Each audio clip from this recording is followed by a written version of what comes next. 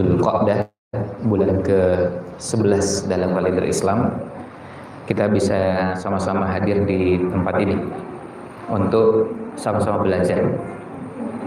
Dan dalam pengantar ini akan coba untuk menyampaikan beberapa muqaddimah, beberapa pengantar yang mudah-mudahan bisa menjadi bekal bagi kita semua, paling tidak untuk menyemangati kita terus belajar dan menjadi panduan untuk supaya belajar kita ke depan terarah. Saya sengaja menyebut Dzulqa'dah supaya nanti kita juga tidak lupa dengan bulan dan kalender Islam. Karena kalau kita sebagai muslim, kita tentu perlu sekali dekat dan akrab dengan penanggalan Islam. Sebab penanggalan Islam itu berhubungan dengan syariat, berhubungan dengan ibadah. Tahun ini kebetulan kita puasa Ramadan, dan puasa Ramadannya bertepatan dengan bulan Maret.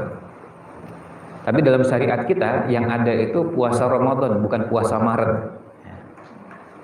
Kebetulan tahun ini 1 Ramadan bertepatan dengan 1 Maret, 2 Ramadan 2 Maret, 3 Ramadan 3 Maret, sampai 10 Ramadan 10 Maret. Begitu masuk 10 hari terakhir Ramadan, mulai tanggal 21 Ramadan dia 21 Maret. Tapi tidak pernah kita kenal ada namanya puasa Maret, yang ada puasa Ramadan. Itu untuk menunjukkan bahwa ini berhubungan dengan syariat, ya, berhubungan dengan ibadah. Dan ibadahnya dikaitkan dengan kalender Islam, kalender Hijriah. Jadi ibadahnya ya bulan Ramadan. Sama dengan ketika kita sekarang di bulan Dzulqa'dah. Bulan Dzulqa'dah ini bulan haji.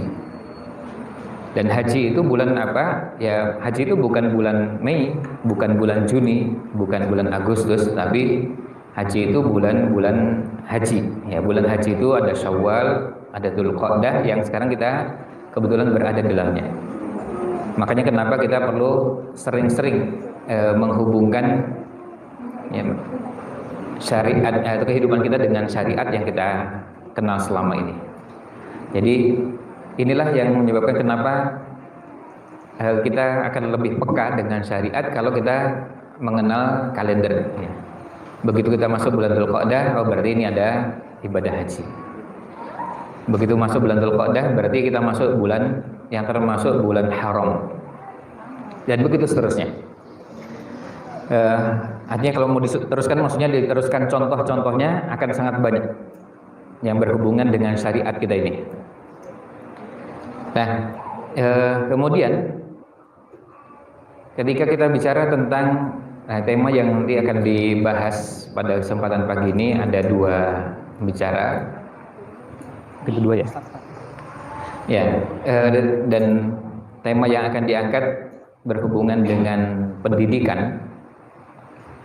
Secara khusus tema besarnya adalah pendidikan anak. Maka kalau dalam bahasa Inggris namanya parenting, ya. Parent itu orang tua. Jadi yang perlu belajar memang orang tuanya. Ya, yang perlu belajar orang tuanya agar kita bisa mendidik dengan benar. Dan kita perlu punya ilmu mendidik orang tua, mendidik anak-anak. Sebagai orang tua, kita perlu punya ilmu tentang orang tua, perlu punya ilmu bagaimana mendidik anak-anak kita. Nah, karena kita ini tidak punya wadah selain majelis seperti ini, maka kita manfaatkan kesempatan untuk bisa belajar. Kita tidak pernah mendapatkan pendidikan keluarga itu ketika TK, SD, SMP, SMA, kemudian S1, S2, bahkan mungkin kalau ada yang sampai kuliah S3, sangat sedikit yang kuliahnya masuk ke pendidikan untuk calon ibu rumah tangga. Padahal kita perlu punya ilmunya. Jadi ibu itu gimana caranya? Apa yang perlu diketahui? Kan tidak mungkin kita mengatakan bahwa saya sudah jadi ibu karena punya anak. Iya, betul, saya percaya bahwa ibu punya anak. Tapi apakah kalau sudah punya anak berarti bisa mendidik anak? Enggak juga. Kita dapati banyak ibu yang enggak bisa mendidik anaknya. Maka kita temukan ada contoh-contoh ibu-ibu yang gagal mendidik anaknya. Sampai-sampai kemudian kadang-kadang salah satu kalimat yang sering kita dengar di majelis parenting itu pertanyaannya begini, gimana ya anak saya itu nggak nurut, saya suruh begini tuh nggak mau nurut dengan apa yang saya suruh atau saya minta. Itu kan kalimat yang lazim dan sering muncul. Dan kalau mencermati pertanyaan itu, sebetulnya ada pertanyaan mendasar yang perlu kita dudukkan. Nggak nurutnya itu nggak nurut apa gitu. Kan ada yang nggak nurut itu untuk sesuatu yang memang nggak harus dituruti. Karena ibu bukan seperti Rasul Shallallahu Alaihi Wasallam yang semua perintahnya wajib ditaati, sami'na wa ta'na. Kan nggak ada di antara kita ibu-ibu yang posisinya seperti Nabi Muhammad Shallallahu Alaihi Wasallam yang semua perintahnya harus ditaati, semua larangannya harus ditinggalkan. Sama juga dengan bapak-bapak, kan nggak ada bapak-bapak yang semua perintahnya seperti Nabi Muhammad Shallallahu Alaihi Wasallam yang harus ditaati dan semua larangannya harus ditinggalkan. Itu nggak ada sama sekali. Yang ada sebagian ditaati, sebagian nggak ditaati, atau sebagian boleh diikuti dan sebagian boleh juga tidak diikuti. Apalagi kalau nyuruhnya itu berdasarkan selera dan situasi kejiwaan, ya, lagi senang lalu minta sesuatu, ketika nggak senang lalu melarang sesuatu. Nah, ini akhirnya nggak punya panduan. Beda dengan kalau kita mengikuti perintah Nabi Muhammad SAW, itu jelas panduannya, jelas prinsipnya, jelas apa yang akan dan harus dikerjakan. Nah, itu yang membedakan. Maka kadang-kadang dari pertanyaan yang ada itu kita jadi belajar. Bisa jadi mungkin masalahnya kita sebagai orang tua. Dan sejak kapan kita bisa mengklaim bahwa kita ini orang yang semua perintahnya harus diikuti oleh anak-anak? Apa memang anak-anak kita ini posisinya sudah sampai pada level harus sami'na wa ta'na dengan semua yang kita minta? Kan belum tentu begitu. Sama juga dengan semua larangan orang tua apakah harus ditinggalkan? Ya, belum tentu juga, karena tergantung orang tuanya seperti apa. Yang paling gampang kalau di kehidupan sehari-hari ada pertanyaan anak, ini kebalikan pertanyaan orang tua tadi. Anaknya tanya, Ustaz, kalau saya disuruh bapak beli rokok gimana? Saya wajib beli rokok apa enggak? Itu contoh sederhana. Dan kalau enggak dibelikan, bapaknya marah. Apakah membelikan rokok untuk bapak itu wajib? Nah, itu kan contoh sederhana yang berbeda dengan kalau diminta untuk membelikan beras untuk masak di rumah, makan di rumah, belikan gula, belikan garam, belikan bumbu, itu masih dalam batas yang memungkinkan. Tapi kalau berikan rokok, apa wajib ditaati? Nah, itu contoh kasus yang dihadapi di tengah-tengah kehidupan kita. Sehingga tidak semua wajib ditaati, tapi juga tidak semuanya ditinggalkan. Maka diperlukan rambu-rambu. Itu sebabnya majelis seperti ini sebenarnya majelis yang kita perlukan untuk kita terus belajar. Nah, selain kita menghadirkan dan kita memerlukan materi dari ustadz-ustadzah yang mengisi, tapi kita juga memerlukan kehadiran juga bahan-bahan untuk melengkapi pembahasan. Karena gini, tidak mungkin kita akan mendapatkan semua yang kita perlukan dengan kehadiran ustadz yang hanya cuma misalnya 1,5 jam.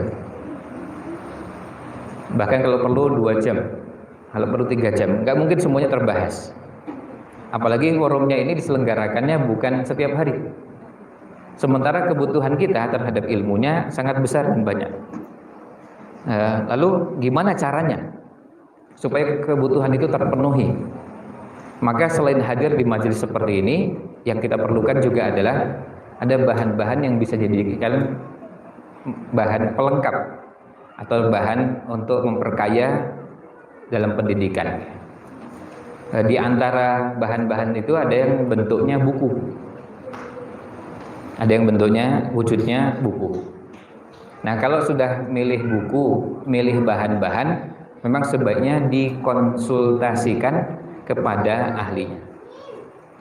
Kalau milih bahan, misalnya begini, saya kepingin buku yang membahas tentang pendidikan anak, tapi anak saya laki-laki.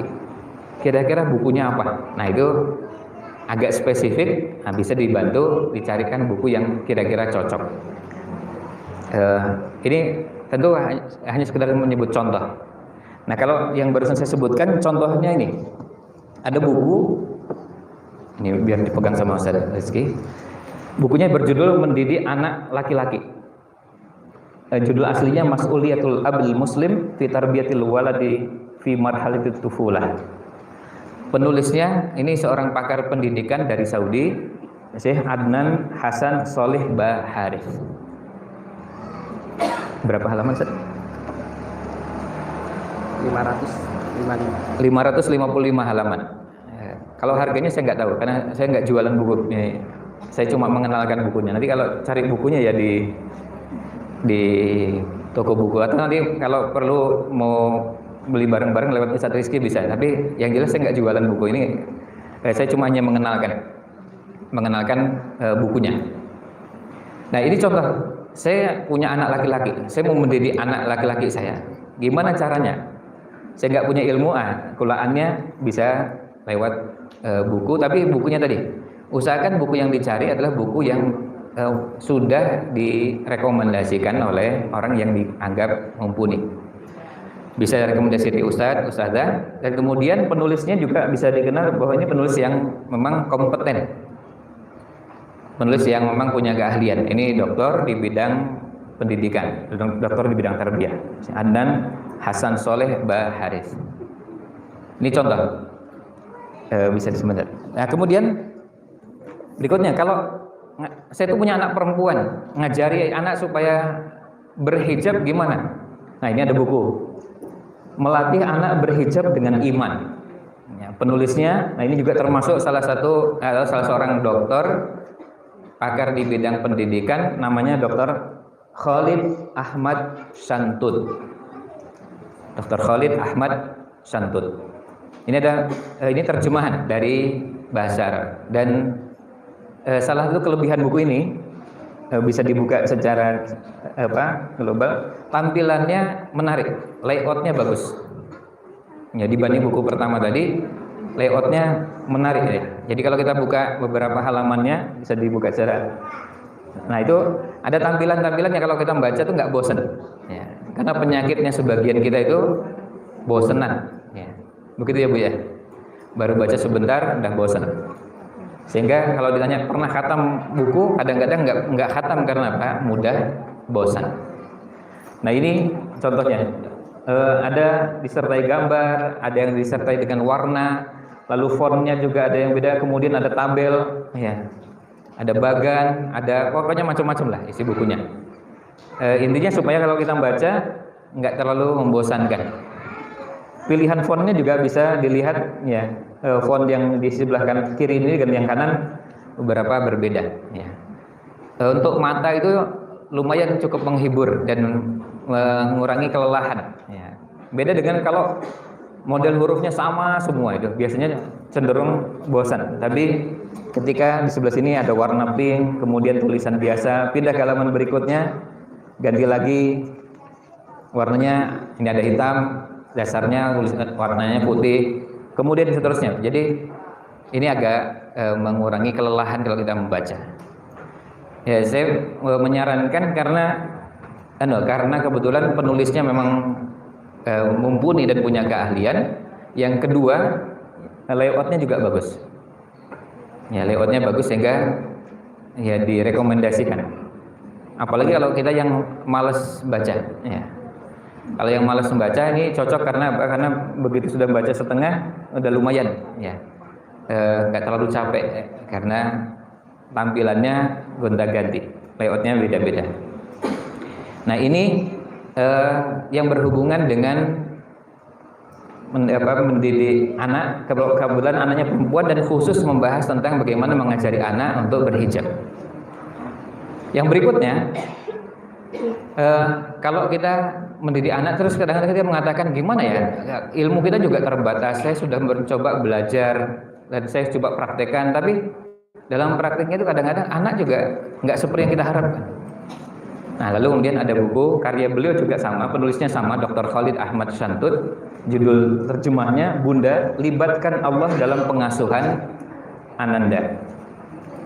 Bahwa kalau kita mendidik anak, jangan merasa bahwa saya ini hebat, saya punya ilmu tentang parenting, saya pernah belajar tentang ketahanan keluarga, bahkan saya pernah ikut pelatihan di level advance, dan ini itu teorinya betul. Tapi jangan lupa, yang namanya mendidik ini kita harus melibatkan Allah Subhanahu wa taala. Bagaimana melibatkan Allahnya? Ya tentu uraiannya nanti di dalam. Jangan merasa bahwa kehebatan yang kita miliki ini sudah bisa cukup untuk menyelesaikan semuanya. Kalau sampai muncul penyakit itu berarti kita harus segera mengoreksi, karena yang namanya mendidik itu bukan pekerjaan yang hanya mengandalkan usaha manusiawi semata, tapi juga kita minta pertolongan Allah Subhanahu wa taala. Karena belum tentu kita punya kemampuan untuk bisa mendidik anak meskipun orang tuanya baiknya luar biasa. Kalau sampai akhirnya pun anak tidak seperti yang kita harapkan, ya sudah, itu kita serahkan sepenuhnya pada Allah SWT. Usaha kita sudah selesai. Jangan lupa doanya, jangan lupa setiap kali membimbing panduan syariatnya tetap dijaga. Nah, itu bagian-bagian yang perlu diperhatikan. Nah, meskipun begini, saya sedikit mengomentari khusus buku ini. Jadi buku ini judul aslinya itu bisa dilihat di bagian halaman kedua tidak salah kalau dalam. Nah, ini judul aslinya Tarbiyatul Atfal fil Hadis Syarif, pendidikan anak dalam hadis. Jadi artinya mengkaji hadis-hadis yang berkaitan dengan pendidikan, khususnya pendidikan anak. Tapi judulnya itu hanya mengambil satu bagian, yaitu nasihat untuk para bunda, bahwa ketika kita mendidik anak, jangan merasa bahwa kita ini sudah punya pengetahuan ini itu tentang mendidik, lupa bahwa Allah SWT yang punya peran yang sangat besar dalam mendidik anak. Maka penjagaan terhadap syariat, pelaksanaan terhadap syariat itu penting. Bahwa bisa jadi ketaatan yang kita lakukan, termasuk berusaha menghindari hal-hal yang dilarang dalam syariat, itu bagian dari untuk menjaga supaya anak kita menjadi anak yang soleh. Ingat kisahnya Nabi Ibrahim meninggalkan anaknya di tempat yang sangat jauh, meninggalkan anak dan istrinya. Itu kan nggak tiap hari mendidik anaknya, tapi anaknya jadi anak soleh. Ya, itu tidak lepas dari melibatkan Allah SWT dalam pendidikan anak. Nah, ini untuk buku yang ketiga. Berikutnya, saya mengenalkan beberapa pakar di bidang pendidikan.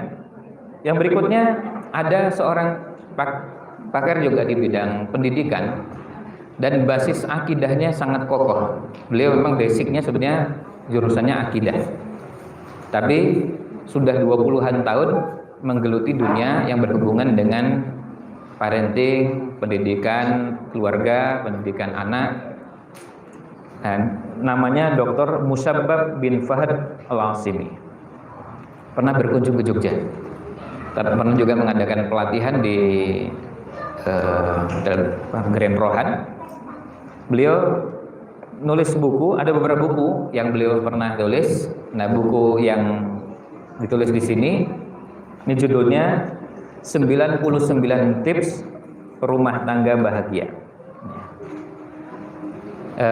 Ada buku yang lain yang belum diterjemahkan, yang baru diterjemahkan cuma satu, yang sudah diterjemahkan dalam bahasa Indonesia.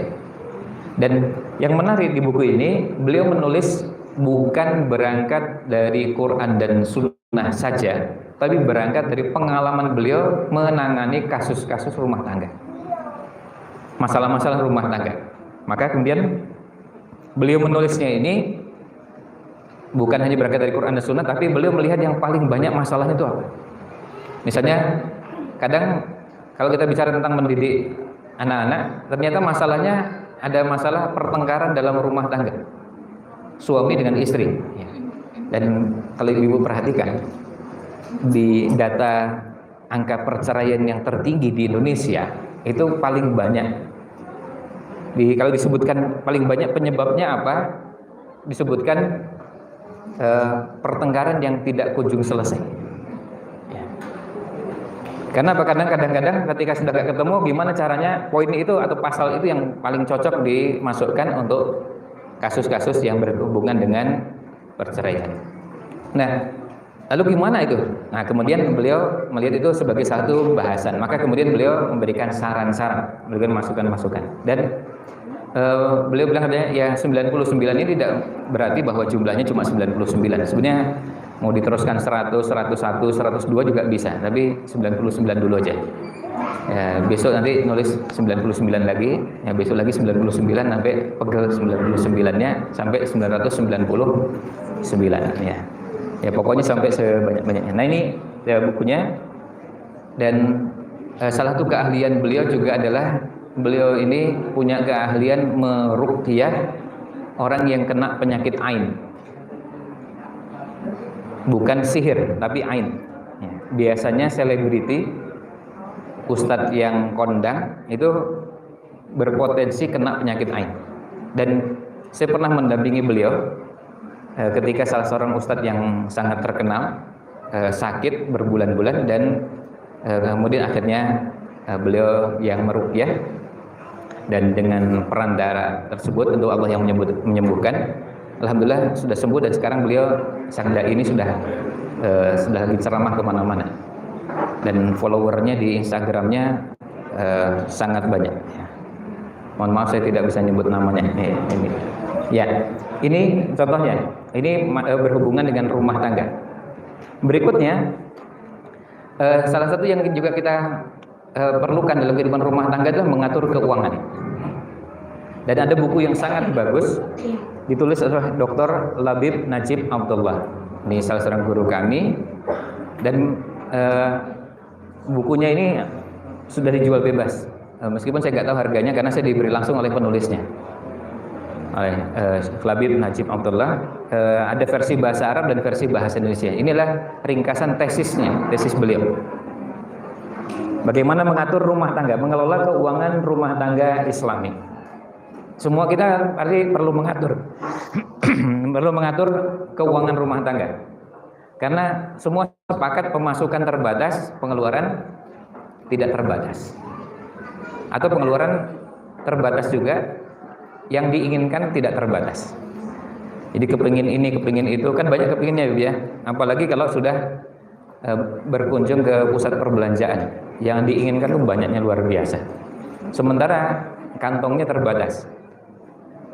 Sampai-sampai kemudian ada guyonannya, kalau ibu-ibu kan memang salah satu pekerjaannya shopping ya. Kalau bapak-bapak bekerja, maka supaya berbagi kerjaannya, pembagiannya itu namanya workshop. Bapaknya work, ibunya shop. Bapaknya work bekerja, ibunya shop belanja. Jadi karena ibu belanja itulah makanya bapak bekerja. Ya, begitu ya Bu ya. Nah, gimana mengatur keuangan ini? Ada yang ketika bapaknya ada yang masalahnya pendapatan nggak bertambah. Ya. Katanya ada yang bilang itu karena dulu ibunya ini atau istrinya waktu berdoa, begitu berumah tangga salah doanya. Doanya tuh begini, minta pada Allah mudah-mudahan dapat suami yang punya penghasilan tetap. Penghasilannya tetap nggak bertambah-tambah. Ya, jadi sudah punya anak satu ya tetap, punya anak dua ya tetap, anak tiga ya tetap, ya gak bertambah-tambah. Padahal ini anak tambah ini, ya penghasilannya tetap kan kasihan. Nah dulu doanya mungkin keliru Bu. Jadi makanya jangan, dan ajari kepada anak-anak jangan berdoa yang keliru. Ya. Kalau punya tetap punya penghasilan, nah itu lebih tepat. Ya. Kalau punya penghasilan tetap, kasihan. Anaknya satu tetap, anaknya dua tetap, anaknya 3, 4, ya, kan kasihan. Penghasilan tetap sementara anak bertambah, pengeluaran bertambah, maka jelas pasti kurang. Tapi kemudian gimana cara mengelola keuangan? Salah satu yang harus dipikirkan adalah investasi. Ya. Kira-kira investasi kita itu apa? Pernah nggak ibu-ibu ya bersama suami di rumah ngobrol? Kira-kira dari sebagian penghasilan ini mau diinvestasikan untuk apa? Meskipun kecil, tapi sudah berpikir investasi. Nah, investasi A, B, C itu nanti harus dikumpulkan, kemudian nanti ada investasi, ada namanya menabung dan hal-hal lainnya. Tentu nanti di buku ini bisa dibaca lebih lengkap. Terakhir ada tinggal satu lagi. Ini juga salah seorang syekh guru kami, ya Muhammad Ad-Duwais. Ya. Ini beliau nulis buku Tarbiyah Jadah, metode tepat membina umat, termasuk metode tepat membina diri kita, termasuk keluarga kita. Di buku ini di mukadimah beliau sampaikan kalau terjemah tarbiyah jadah itu tarbiyah yang tenangan, tarbiyah yang sungguh-sungguh. Tapi beliau kasih pengantar bahwa tarbiyah yang sungguh-sungguh bukan berarti nggak pernah guyon, nggak pernah ketawa, nggak pernah senyum, bukan berarti begitu. Jadi artinya serius terus itu, bukan begitu. Tarbiyah yang sungguh-sungguh itu artinya tarbiyah yang menempatkan sesuatu pada tempatnya. Kadang-kadang di waktu tertentu kita harus serius, nggak boleh main-main. Kalau udah ada rambu-rambu syariat kita nggak boleh melanggar. Tetapi waktunya kita guyon ya guyon, waktunya kita tertawa silahkan tertawa, waktunya kita bercengkerama dengan anak-anak ya bercengkerama. Nabi SAW juga ketika bercengkerama dengan anak-anak sampai megang pipinya anak, itu kan bagian yang menyenangkan. Sebagaimana beliau juga pernah nyuruh anak-anak baris, setelah baris kemudian dihitung balapan lari, finishnya di tempat beliau ya. Jadi anak-anak berlomba dan kata Anas bin Malik yang waktu itu masih kecil juga, kami semua lari ya. Berlari dan semuanya royoan rebutan ingin berada di tubuh Rasul Shallallahu Alaihi Wasallam. Ada yang pegang kakinya, ada yang pegang perutnya, pokoknya semuanya ingin dekat dengan Rasul Shallallahu Alaihi Wasallam. Nah di situ orang merasakan dan bisa membayangkan orang bercengkerama, bercanda dengan anak-anak sudah pasti nggak mungkin bersama dengan bercengkerama, bercanda dengan orang dewasa. Nah itu beberapa buku yang kami kenalkan dan kebetulan kami kenal semua penulisnya. Jadi enggak sembarangan gitu ya untuk merekomendasikan. Sebab kalau temanya bagus tapi nggak kenal penulisnya banyak. Ya. Bulan kemarin bulan Syawal yang lalu ketika ada pasar literasi di Jalan Solo, saya beli buku setengah meter. Ya. Ada 28 buku. Ya.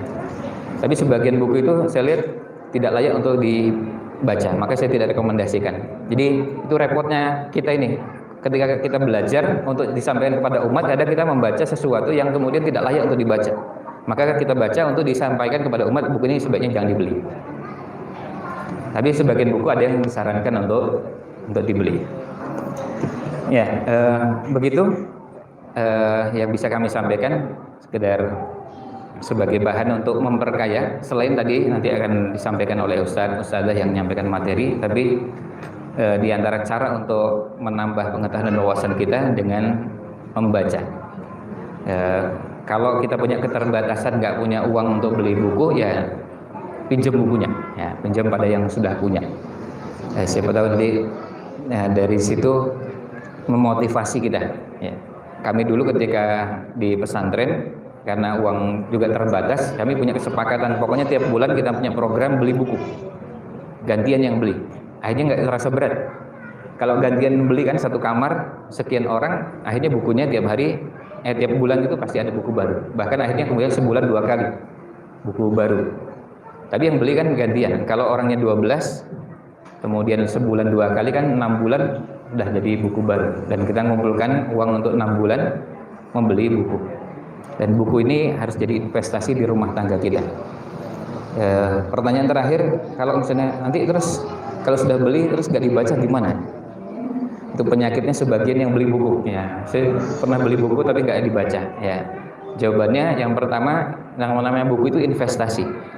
Artinya bukan hanya dipakai untuk sekarang, tapi besok, lusa, minggu depan, bulan depan, tahun depan, 10 tahun yang akan datang. Jadi melihatnya tidak harus sekarang. Mungkin belum dibaca sekarang, tapi dibaca bulan depan. Dibaca 3 bulan yang akan datang, itu nggak apa-apa. Kemudian yang kedua, kalau buku itu ada di rumah kita, pasti mempengaruhi suasana di rumah. Anak-anak kalau melihat di kanan kirinya banyak buku, itu kesannya berbeda dengan kalau di kanan kirinya gambar pemain sepak bola. Ya, kalau yang ada di rumah itu poster salah satu grup musik gitu, itu kan pasti beda dengan yang dilihat buku-buku. Kemudian yang ketiga, itu jadi warisan. Kalau kita wafat, jadi warisan untuk keluarga dan warisannya dalam bentuk buku, itu kekayaan yang tak ternilai. Nah, itu yang bisa kami sampaikan, mudah-mudahan ada manfaatnya. Mohon maaf jika kurang berkenan. Wallahu a'lam. Sallallahu alaihi wasallam ala Nabi Muhammad wa ala alihi wa sahbihi ajmain. Assalamualaikum warahmatullahi wabarakatuh.